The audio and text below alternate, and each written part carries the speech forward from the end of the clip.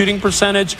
And his GM, Daryl Morey, feeling very, very confident about his Sixers team. Take a look at some of the things he's been able to do right there.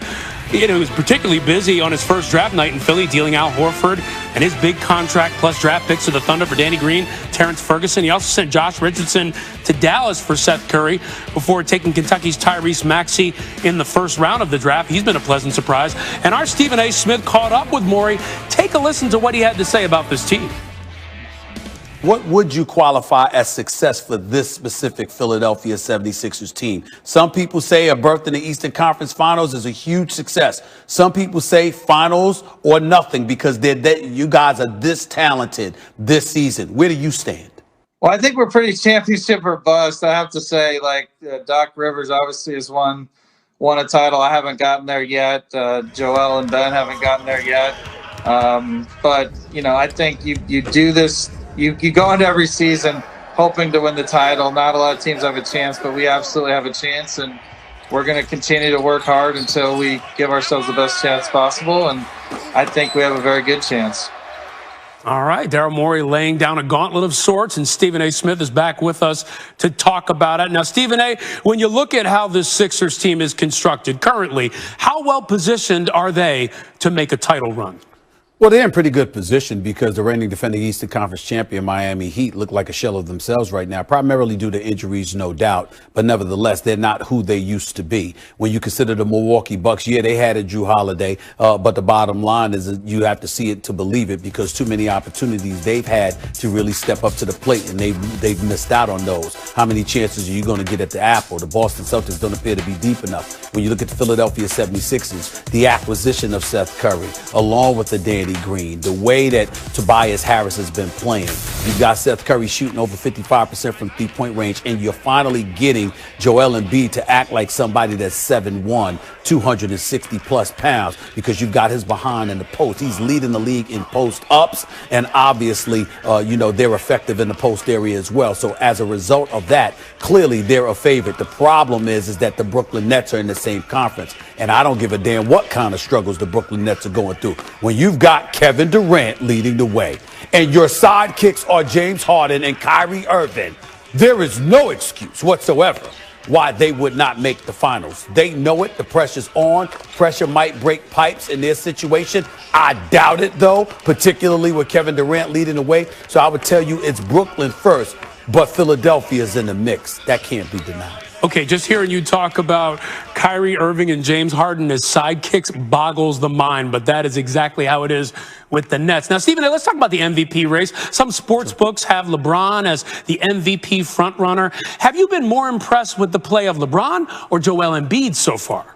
Well, for me, I'm more impressed with Embiid because I'm seeing things from Embiid in terms of consistency that I haven't seen from him before. In LeBron's case, I'm incredibly impressed, but I'm also allowed to take it for granted. When you've been to 10 NBA Finals, when you've won 4 championships, when you're a 4-time league MVP, when night in and night out you show up and you answer the call and you're age 36 and you're one of the leading defensive players in the league, by the way, performing the way that you perform when you're manning up against somebody else. You just can't speak to how surreal LeBron James has been. But nevertheless, it's not surprising because you've seen greatness from him for so long, which is why in my mind he's the second greatest player in the history of basketball. In the case of Joel Embiid, it's an aberration. You see what he can do, but you've never seen the consistency. The fact that you see the consistency, you got to give credit to Doc Rivers for making him getting his behind in the post, Daryl Morey surrounding him with shooters. And also, you just got to look at it from that standpoint and say, hey, he's trying to be the best big man alive right now, and he's making noise in that regard. I'll give credit where credit is due.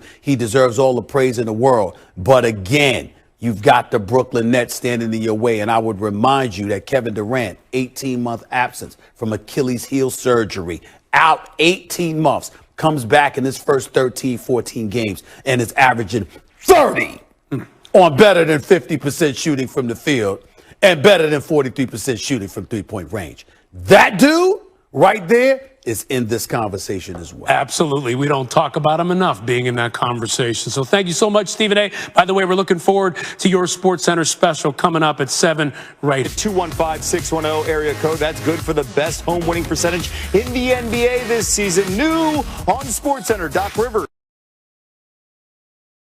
Lakers in the last hour.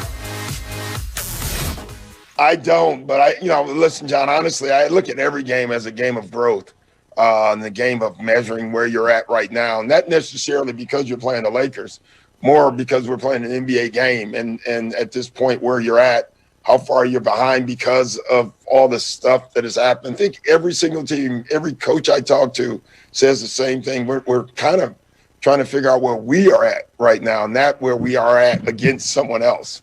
And so that's what I'm doing more right now.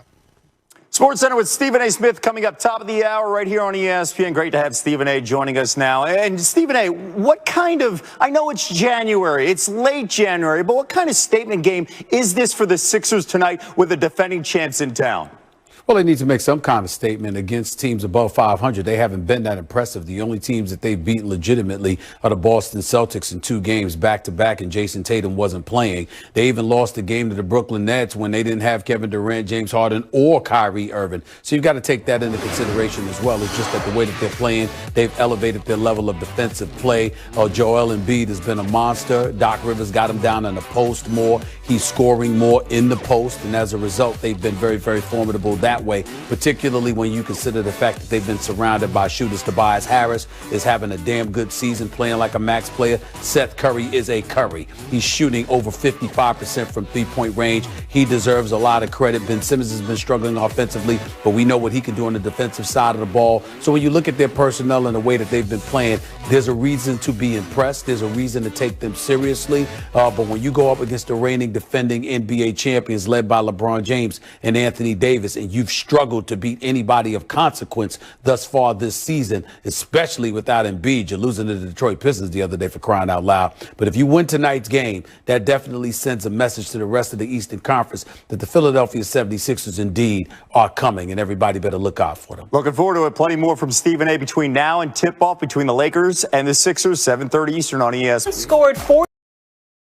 What did you say? Yep, all good. How should we feel about LeBron being an MVP favorite?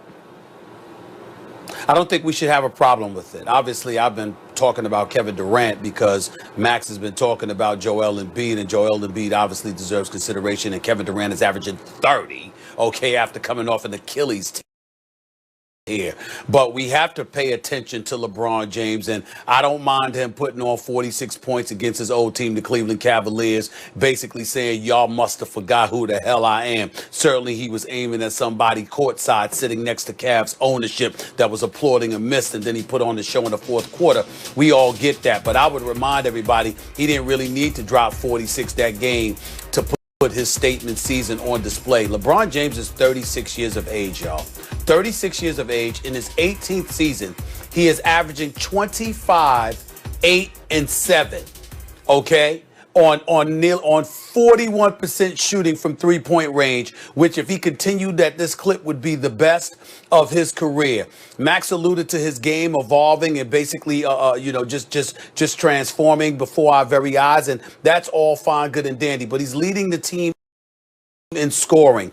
We know that he's your point forward. Everything runs through him.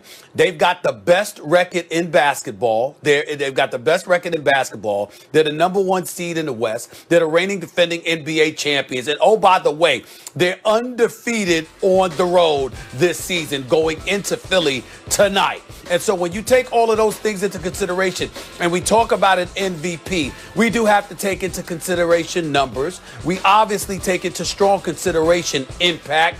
But when you combine that with the results, meaning number 1 in the NBA, as in the best record, unblemished, undefeated, on the road, okay, averaging more points than Anthony Davis at this particular juncture, doing what he has done, and the fact that he's a 4-time champion, the reigning NBA champion and NBA Finals MVP at the age of 36, and still doing what he's doing, I don't think it could be ignored, and I don't think we can summarily dismiss the man's greatness even at this particular moment in time. I ain't talking resume. I'm not talking longevity. I'm talking right now the way that he has been balling for the Los Angeles Lakers. The fact that he's in the conversation for league MVP is not only apropos, but very, very predictable.